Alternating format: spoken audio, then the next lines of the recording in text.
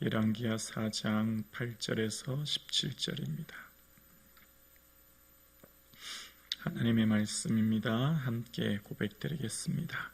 하루는 엘리사가 수넴에 이르렀더니 거기에 한 귀한 여인이 그를 간권하여 음식을 먹게 하였으므로 엘리사가 그곳을 지날 때마다 음식을 먹으러 그리로 들어갔더라. 여인이 그의 남편에게 이르되 항상 우리를 지나가는 이 사람은 하나님의 거룩한 사람인 줄을 내가 아노니 청하건대 우리가 그를 위하여 작은 방을 담 위에 만들고 침상과 책상과 의자와 촛대를 두사이다. 그가 우리에게 이르면 거기에 머물리다 하였더라. 하루는 엘리사가 거기에 이르러 그 방에 들어가 누웠더니 자기 사환 게하시에게 이르러 이르되 이 수넴 여인을 불러오라 하니 곧 여인을 부르매 여인이 그 앞에 선지라. 엘리사가 자기 사환에게 이르되 너는 그에게 이르라. 내가 이같이 우리를 위하여 세심한 배려를 하는도다. 내가 너를 위하여 무엇을 하랴? 왕에게나 사령관에게 무슨 구할 것이 있느냐 하니 여인이 이르되 나는 내 백성 중에 거주하나이다 하니라. 엘리사가 이르되 그러면 그를 위하여 무엇을 하여야 할까 하니 게하시가 대답하되 참으로 이 여인은 아들이 없고 그 남편은 늙었나이다 하니 이르되 다시 부르라 하여 부르매 여인이 문에 서니라. 엘리사가 이르되 한 해가 지나 이때쯤에 내가 아들을 안으리라 하니 여인이 이르되 아니로소이다. 내 주 하나님의 사람이여 당신의 계집종을 속이지 마옵소서 하니라. 여인이 과연 잉태하여 한 해가 지나 이때쯤에 엘리사가 여인에게 말한 대로 아들을 낳았더라. 아멘. 가난한 선지자 생도에 홀로 된 아내의 집에 머물렀던 엘리사가 이제 수넴이라는 지역에 가게 되는데요. 이 수넴 여인은 사회적 지위를 가진 부유한 여인인 것을 알게 됩니다. 이 수넴 여인은 집에 이 엘리사가 어쩌다가 한번 들은 것이 아니라 8절과 9절의 내용을 보면 지날 때마다 또 항상이라는 표현을 쓰고 있습니다. 엘리사가 이 수넴 여인, 특별히 남편에게 이 사람은 하나님의 거룩한 사람인 줄 압니다 라고 하면서 섬기는 것으로 이 엘리사는 극진히 대접하는 모습을 봅니다. 특히 이 시대는 여로보암 왕의 우상을 숭배하며 그 모습을 쫓던 시대였고 선지자들을 아이들이 조롱하던 시대였던 겁니다. 그런데 이 수넴 여인은 그 부부는 극진히 엘리사를 섬기는 것을 봅니다. 지날 때마다 라는 표현 속에 어쩌다가 한두 번이 아니라 끊임없는 섬김이 있었다는 것을 봅니다. 내 이웃을 위해 한두 번 섬기는 것은 쉽지만 이웃을 향해 끊임없이 섬기는 것은 참 어렵죠. 우리가 주님을 향한 헌신도 그렇습니다. 어쩌다가 한두 번, 한두 해 하는 건 쉽지만 평생토록 주님 오실 때까지 섬기는 것은 참 어려운 것을 봅니다. 그 섬김의 중심, 그 동기가 무엇인가가 참 중요하다 생각합니다. 내가 주님을 위해 섬기는 그 동기가 감사일 때, 은혜일 때 끊임없이 주님을 향해 헌신할 수 있음을 알게 됩니다. 그러나 우리의 그 동기의 중심이 조건이나 특별히 자기 의의가 되면 롱런하지 못하는 것을 봅니다.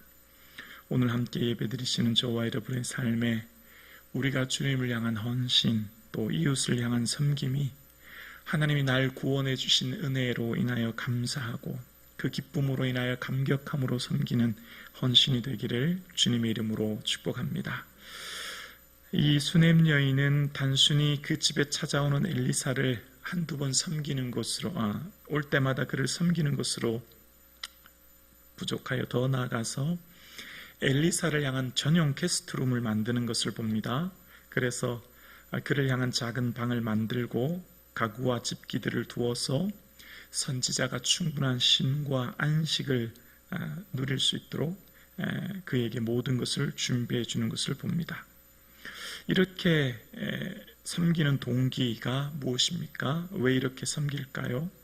순수한 동기였다는 것을 알게 되어요. 왜냐하면 12절과 13절에 보면 이제 이 수넴 여인을 불러오라고 하고 13절에 보면 내가 너를 위해 무엇을 하랴 왕에게나 사령관에게 무엇을 구할 것이 있느냐. 그러니까 내가 당신이 내게 극진한 대접을 하니 나도 당신의 소원을 들어주겠다라고 하면서 뭔가 특별한 요구 조건이 있느냐 묻죠. 왕에게나 사령관에게 구할 것이 있느냐 묻는 것을 봅니다. 그런데 수넴 여인은 13절 하반절에 보면 나는 내 백성 중에 거주하나이다. 저는 백성들 가운데 살아가는데 어려움이 없습니다. 이런 의미입니다. 저는 특별하게 요구할 것이 없습니다. 라는 의미죠. 그러니까 이 수넴 여인의 부부가 엘리사를 섬긴 것은 순수한 동기로, 그러니까 그 마음속 깊은 곳에 감사함으로 섬겼다라는 것을 봅니다. 어떤 조건이 아니었다는 거죠.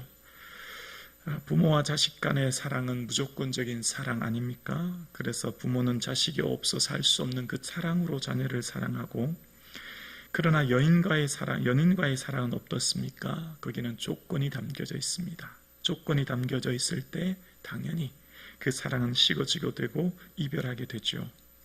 우리가 주를 향해 섬기는 동기가 무엇입니까? 주님을 사랑하기 때문에 우리는 주님께 헌신하는 줄로 믿습니다.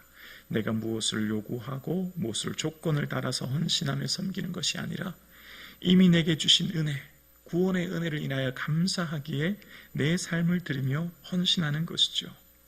이렇게 헌신하는 우리의 삶은 주님을 기쁘시게 하는 삶, 그러니까 내 삶을 주님께 드리며 주님을 기쁘시게 하는 삶을 살 때 주가 일하시는 은혜를 경험하게 됩니다.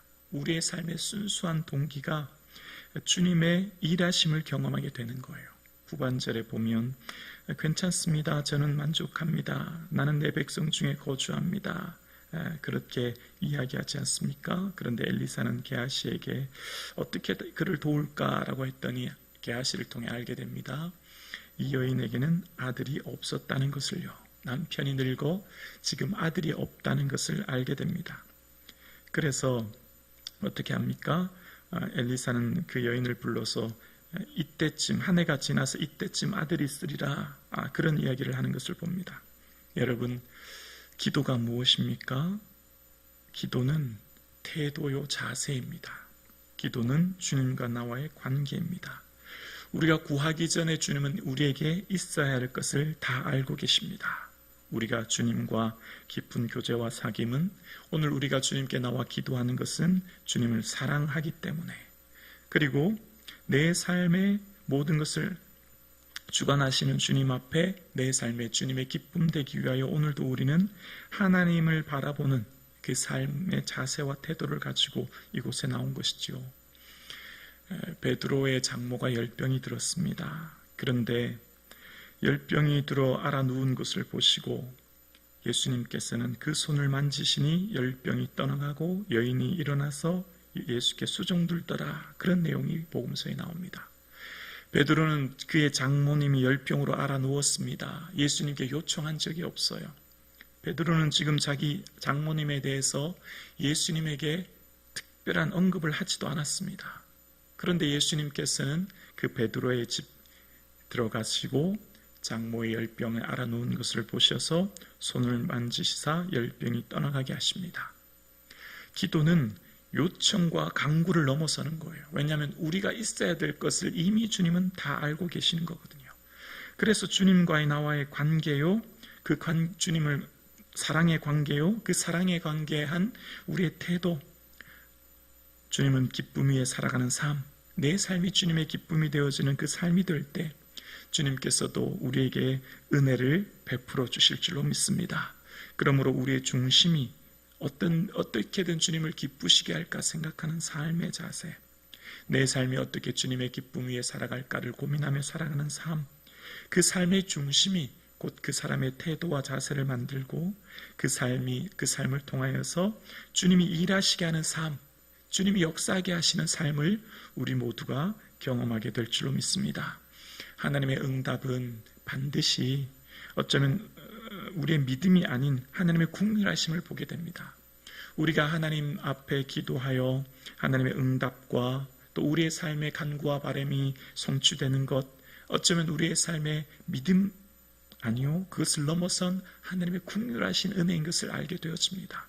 오늘 본문에 내년 이때쯤 아들을 안으리라 라고 했지만 16절 후반절에 보면 당신에게 집종을 속이지 마옵소서. 그런 일 있겠습니까? 거짓말만 하지 마십시오. 이런 의미가 담겨져 있거든요. 믿지 못하는 태도였던 것을 봅니다. 그렇지만 17절에 보면 한 해가 지난 후에 이때쯤 여인에게 아들이 있다고 말씀하십니다. 사라에게 아들이 있을 것이다. 내년 이맘쯤에 내가 돌아오리니 내게 아들이 있을 것이라 라고 이야기했을 때 사라는 속으로 웃고 내가 노쇠하였고 주인도 늙었는데 무슨 즐거움이 있겠습니까? 했던 사라에게 하나님은 아들을 주십니다. 우리가 주님을 위해 살아가는 헌신의 삶은 전적인 주의 은혜입니다. 주의 국률하신 은혜예요. 우리가 하나님 앞에 나아가 오늘도 예배하고 기도하는 것, 믿음을 넘어서 주님이 내게 베풀어 주신 국률하심입니다. 그래서 오늘 우리는 주님 앞에 국률을 구해야 됩니다. 하나님, 나는 믿음 없는 자입니다. 나는 내 의가 없는 자입니다. 내 공로가 없는 자입니다. 주의 은혜, 주의 국률하심 없이는 단 한순간도 살 수 없습니다 라고 하는 이 고백이 하나님의 은혜를 경험하게 되고 하나님의 우리에게 베풀어 주신 한량없는 은총을 우리는 오늘 이 아침 경험하게 될 줄로 믿습니다. 그렇습니다. 우리는 전적인 주의 은혜와 그 긍휼하심을 구하기 위해 이 자리에 나온 것입니다.